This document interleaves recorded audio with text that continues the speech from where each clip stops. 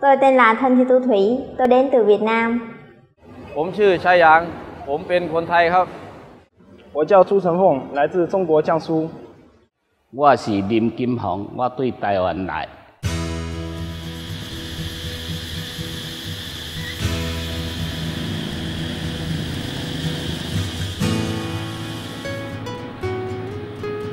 中午休息时间，越南与泰国的员工席地而坐。来自中国的员工正在巡视工厂，就像小型联合国一样。但这里其实是雅德电池越南工厂。雅德电池1989年成立，是从台湾起家的二轮车用电池领导厂商。因为拥有良好又稳定的品质，以及高 CP 值的价格与服务，赢得许多欧美大厂的信赖，并成为全球电池市占率第1的 Johnson Controls 合作厂商。雅德是一家拥有30年经验的台湾独资电池厂。我们主要的产品是二轮车用的铅酸电池。那车种非常广泛，包含从小型的 scooter 到大型的重机，然后 ATV、UTV， 甚至雪上摩托车、水上摩托车或是除草机，这些都是使用我们的产品。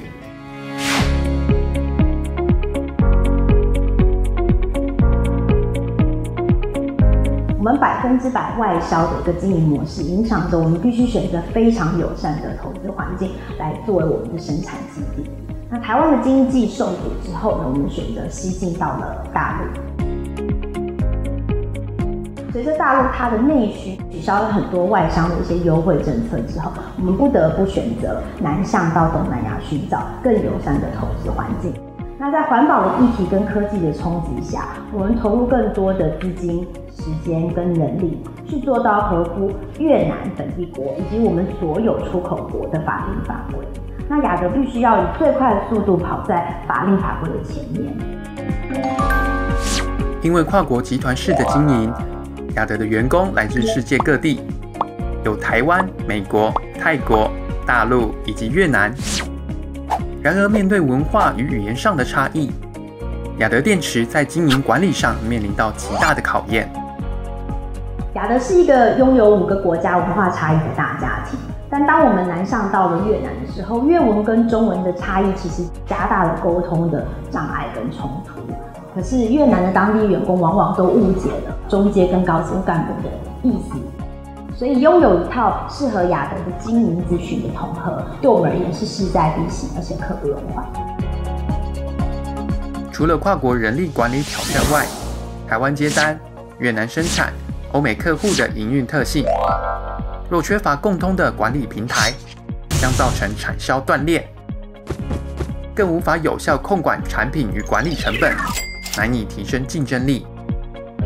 第一个，我们希望能做到的是产销不断裂，所有的资讯应该是透明化的。那我们以前的方式是接单在业务台湾的总部，那生产的基地是在越南，那这中间有时间差，在外加我们没有办法面对面的去沟通，所以当客人今天一张订单下来的时候，业务其实是没办法完整的掌握接单的进度。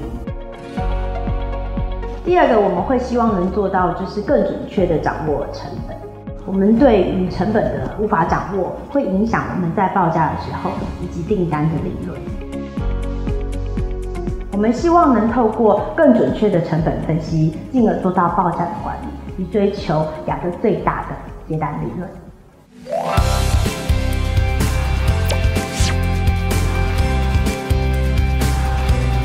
2016年7月，雅德与鼎新携手，不从系统角度思考，而是以企业发展战略来建构雅德资讯化蓝图，针对生产管理、集团营运设定达成项目与目标值，朝向掌控利润、创造更大营收的方向迈进。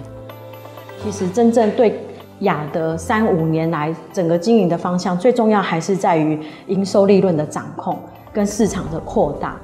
所以其实打造一个品质可塑、管理可视的生产制造基地，是现在刻不容缓应该要